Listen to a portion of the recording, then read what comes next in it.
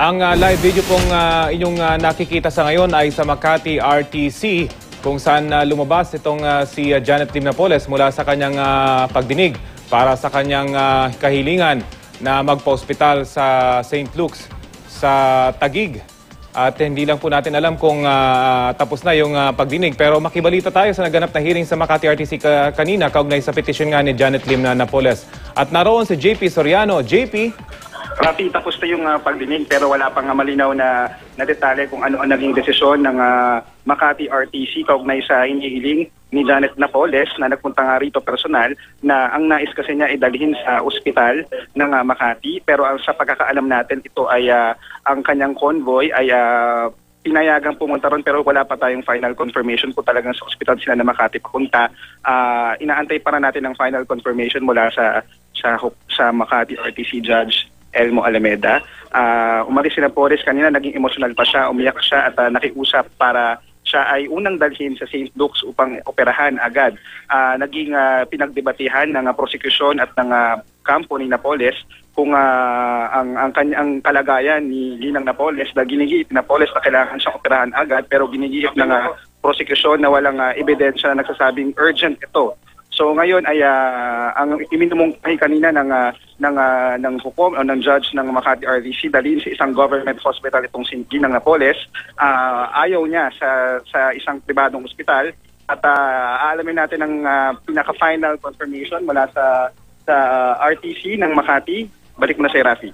JP, bukod sa mga dokumentong ipinisinta ng mga abogado, I would assume na nagpresenta sila ng mga medical records. Meron bang doktor na inimbitahan para mag-testigo dyan sa pagdinig na yan? Meron, Rafi, nag-present ng doktor ang doktor mula sa PNP at natatandaan nung last hearing nag-present ang doktor mula naman sa isang private doctor na present ang kampo ni Napoles indicating na nagsasabi na kailangan pa ng mga further tests itong si Ginang Napoles dahil nga sa kanyang nakitang sakit, di ba?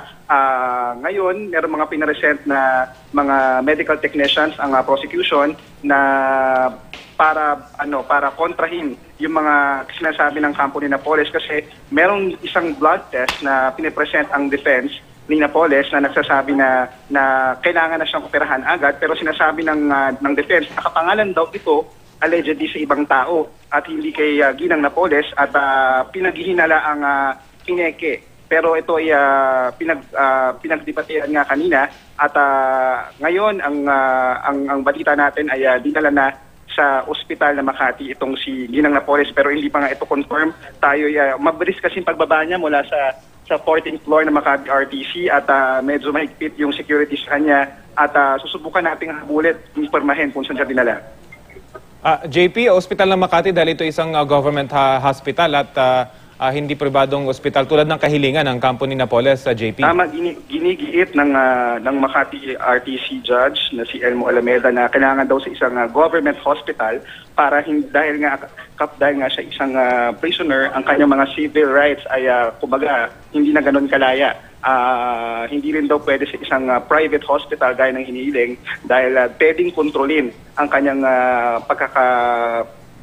stay doon, pwedeng makontrol at hindi pwedeng mawala ng kontrol ang korte sa kanya at ayaw din ng korte na gumastos sa matindi ang gobyerno sa kanyang pag-stay doon sa isang ospital na mahal pero sinasabi ngayon dito lahat daw dapat gagastusin at sasagutin ni Ginang Napoles.